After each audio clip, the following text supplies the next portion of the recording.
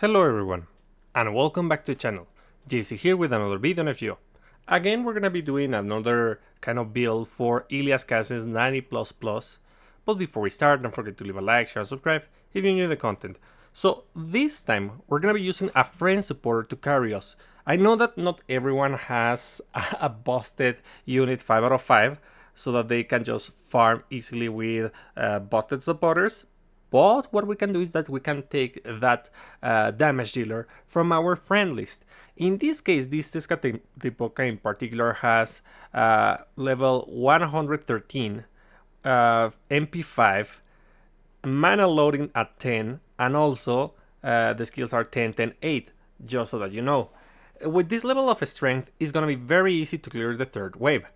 In case you don't have a friend with a Tezca, you can use maybe another kind of supporter, but I recommend looking for people on friend code groups so that you find someone with a Tezca.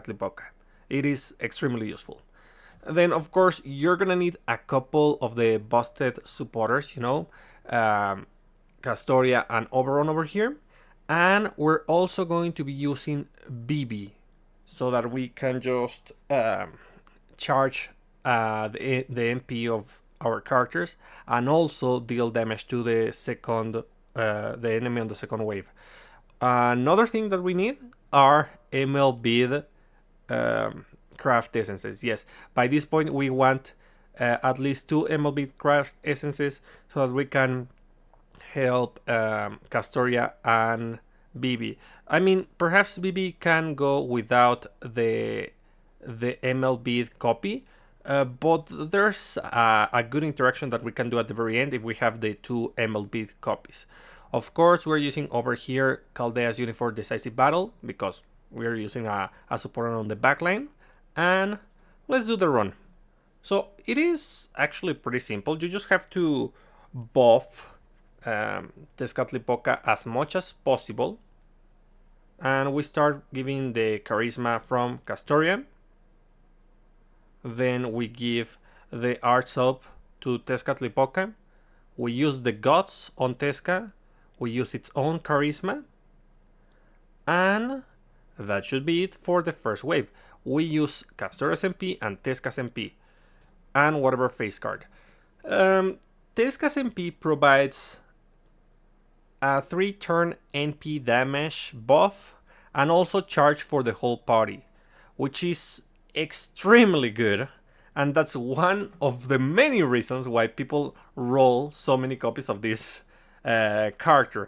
I don't like this character in particular, but I'll admit that it's pretty strong, and if you have it or a friend has this, well, you can just do this strategy and it's pretty good. Now, as you can see, I already have 50% charge and BB has 90% charge. Just by using Tezca's battery, we're gonna have enough charge to use 2 MPs. And we also want to use the charisma that has an MP up from the outfit. And with that, we start with Tezca, then we use BB, and then we use whatever face card. And the MP should be able to clear the wave. It is very important the order of this last MP chain because we want to recharge Tezca's NP bar with BB's overcharge effect. I think it's the overcharge effect, but even so, she's gonna give you enough charge so that you can just use Oberon on the third turn. And yeah, we have 40%. That's more than enough. And look, Castoria also has 70%. What you can do, if you don't have enough damage for the third wave, which you should, by the way, is that you can use Castoria's MP on the chain. I am going to use Oberon's buff for Tezcatlipoca, all of them. And in case you want, you just use Castoria's battery and you can use her NP once again. But I'm going to show you that Tezca is more than enough to clear this particular node without Castoria's MP.